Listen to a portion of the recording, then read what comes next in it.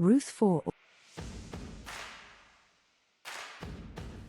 Alright, let's break down how Boaz sealed the deal and the happy ending that followed. So, Boaz wasn't one to dilly-dally. He headed straight to the town gate, kind of like the courthouse or the main meeting spot back then, and plopped himself down. Wouldn't you know it, the other kinsman redeemer, the one with the first dibs, just happened to stroll by. Boaz, smooth as butter, called him over. "Hey there, buddy, come have a seat." And the guy did.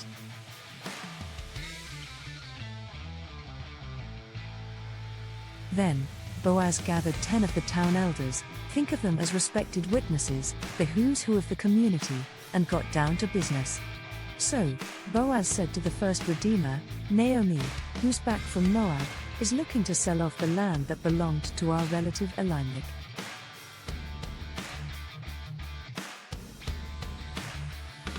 I figured I should bring this to your attention, seeing as you're up first. If you want to buy it back for the family, now's your chance, right here in front of everyone. But if you don't want to, just say the word, so I know where I stand. Because you're the only one who can do it before me." The first redeemer was all in. "Yeah, I'll buy it back."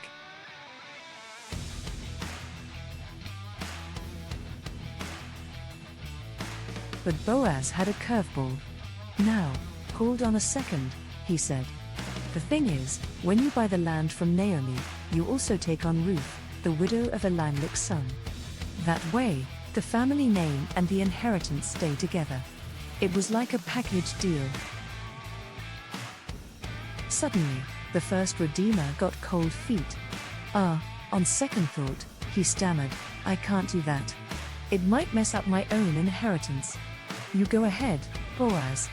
I can't take on that responsibility."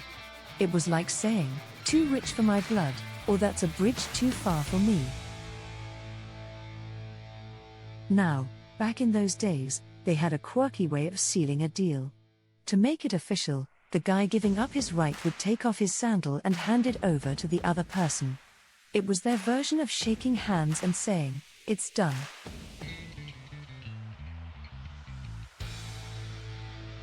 So, the first redeemer said to Boaz, "You got it," and off came his sandal. Just like that, the deal was done. Then, Boaz made it official for everyone to hear. "Listen up, everyone," he announced to the elders and the whole crowd. "Today, you're all witnesses that I've bought everything that belonged to Elimelech and his sons from Naomi. And that's not all. I've also taken Ruth, the Moabite widow of Machlon, as my wife. This way, her husband's name and his family's inheritance will carry on right here in his hometown. You're all my witnesses today." The elders and everyone at the gate chimed in, "We sure are. May the Lord bless Ruth as she comes into your home, like Rachel and Leah who built up the whole house of Israel. May you become pillars in Ephrathah and famous in Bethlehem." They were basically wishing them a strong family and a great reputation.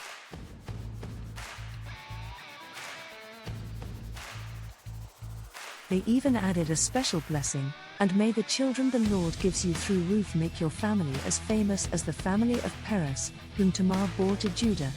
It was a nod to another important family line in their history.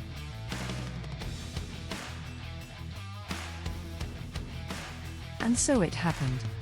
Boaz married Ruth, and when they got together, the Lord blessed them with a son. The local women were over the moon for Naomi. "Praise the Lord," they exclaimed. "He hasn't left you without a family protector today. May this child become famous throughout Israel. He's going to give you a new lease on life and take care of you in your old age. After all, your daughter-in-law Ruth, who loves you more than 7 sons, is the one who gave birth to him."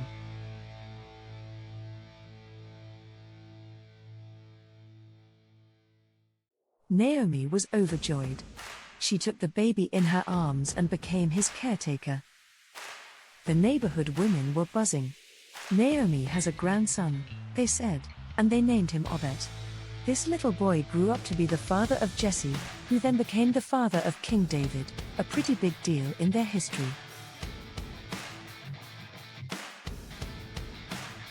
The chapter ends by tracing the family line from Perez all the way down to David, showing how this whole story was part of a much larger plan that eventually led to their great king.